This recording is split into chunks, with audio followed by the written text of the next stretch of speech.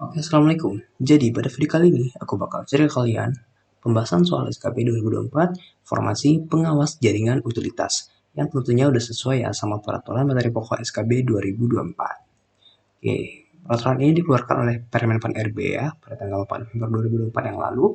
Dan untuk materi pokoknya sendiri, untuk SKB Pengawas Jaringan Utilitas, itu ada di poin 274. Teman-teman bisa cek di deskripsi, bisa di-download gratis.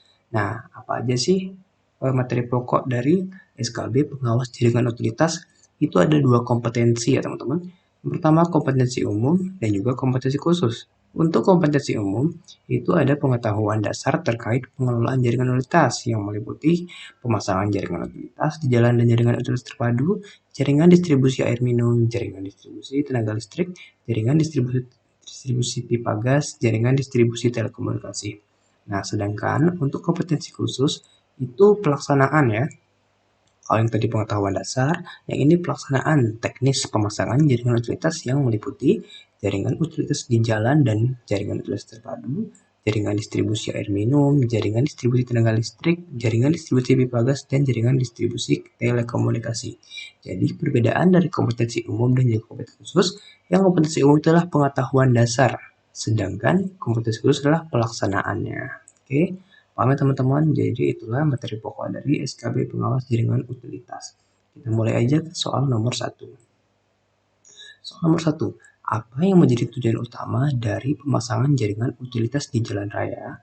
A. Mengoptimalkan kecepatan lalu lintas kendaraan. B. Menyediakan akses mudah untuk pemeliharaan jaringan. B. Mengurangi kebutuhan akan jaringan bawah tanah. D. Meningkatkan keamanan jaringan distribusi listrik. Atau E. Memperbesar ruang untuk pemasangan kabel tambahan. Oke, kira-kira apa yang teman-teman? Soal nomor 1, kita lihat jawabannya. Jawabannya yang B, menyediakan akses mudah untuk pemeliharaan jaringan. Nah, jadi pemasangan jaringan utilitas di jalan raya bertujuan untuk memudahkan akses pemeliharaan dan perbaikan agar tidak mengganggu pengguna jalan. Dengan akses yang mudah, proses pemeliharaan bisa dilakukan lebih cepat dan efisien tanpa harus menutup banyak bagian jalan. Oke, jadi soal nomor 1 jawabannya yang B ya teman-teman. Kita lanjut ke soal nomor 2.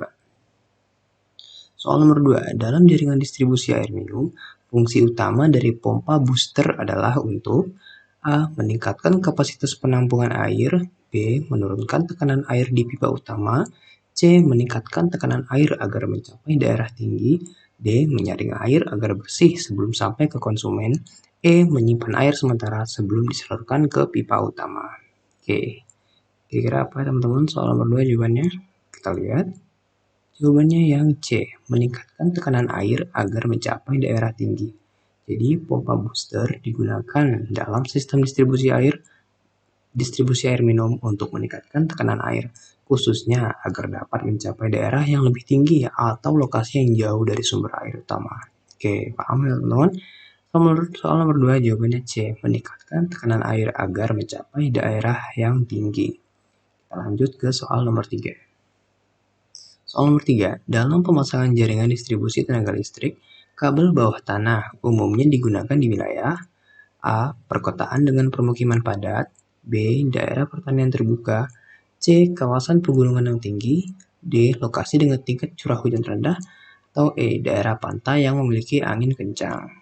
Oke, kira-kira yang mana teman-teman jawabannya? Soal nomor 3, kita lihat. Jawabannya yang A. Perkotaan dengan permukiman padat. Jadi, kabel bawah tanah lebih sering digunakan di wilayah perkotaan padat untuk mengurangi risiko kecelakaan dan gangguan yang disebabkan oleh kabel udara, serta mempertahankan estetika wilayah perkotaan. Jadi biar kelihatan bersih juga ya teman-teman secara looks atau estetika. Kita lanjut ke soal nomor 4. Apa yang dimaksud dengan jaringan utilitas terpadu? A. Jaringan yang menggabungkan saluran air, listrik, dan telekomunikasi. B. Sistem distribusi yang hanya mengelola air minum dan listrik. C. Jaringan yang hanya dibangun di daerah terpencil. D. Sistem yang memfokuskan pada efisiensi distribusi gas. E. Hanya saluran listrik dan gas yang terintegrasi dalam satu jalur.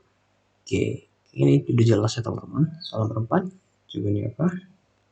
Jawabannya yang A, jaringan yang menggabungkan saluran air listrik dan telekomunikasi. Jadi, jaringan utilitas terpadu adalah sistem yang mengintegrasikan beberapa jaringan utilitas dalam satu area, seperti air, listrik, dan telekomunikasi, untuk meningkatkan efisiensi penggunaan ruang dan mempermudah pemeliharaan. Oke, jadi soal nomor 4 jawabannya yang A. Kita lanjut ke soal nomor 5. Soal nomor 5, dalam jaringan distribusi pipa gas, apa yang dimaksud dengan station regulator? A. Alat yang mengukur jumlah gas yang didistribusikan. B. Perangkat untuk memanaskan gas sebelum distribusi.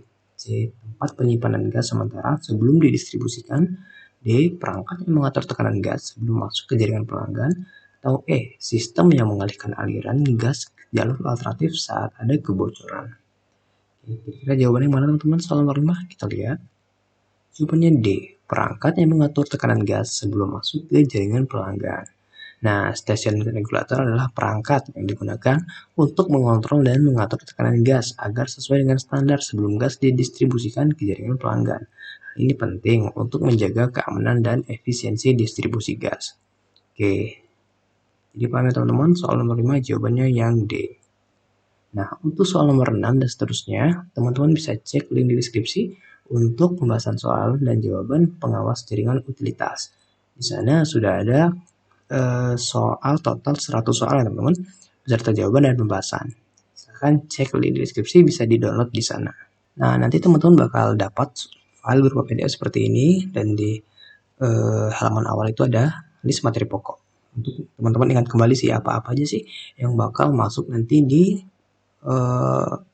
tes SKB pengawas jaringan utilitas. Oke, dan juga di sini udah ada total 100 soal yang bisa teman-teman pelajari dan pahami. Oke teman-teman, tadi yang kita bahas itu adalah soal nomor 1 sampai dengan soal nomor 5. Untuk soal nomor 6 dan seterusnya, silakan teman-teman cek ya di deskripsi, bisa di-download di sana. Oke, sekian teman-teman, semoga bisa bermanfaat, semoga bisa lancar belajarnya, dan juga mendapatkan hasil yang terbaik pada saat ujian nanti. Ya, terima kasih. Wassalamualaikum warahmatullahi wabarakatuh.